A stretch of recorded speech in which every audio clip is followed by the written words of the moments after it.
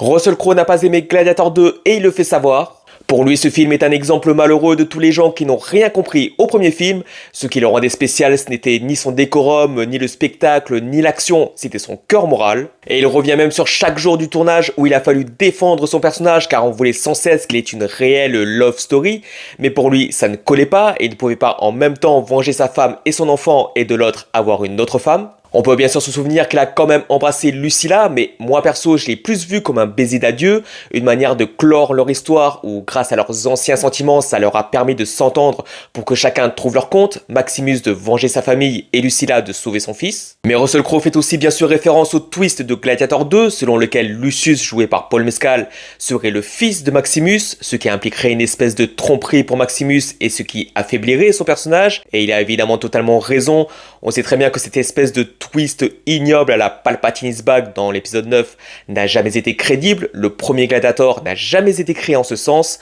en plus d'être très limite crédible dans la chronologie, ils ont surtout inventé ce lien pour jouer sur la vibe nostalgico-fanservice qu'il n'y avait absolument pas besoin. Ça aurait même été plus fort s'il n'y avait pas eu ce lien de parenté qui se voulait être une motivation de plus, puisque la transmission, l'héritage du message de Maximus qui se propage en plus de manière discrète dans les souterrains du Colisée était déjà assez fort, emblématique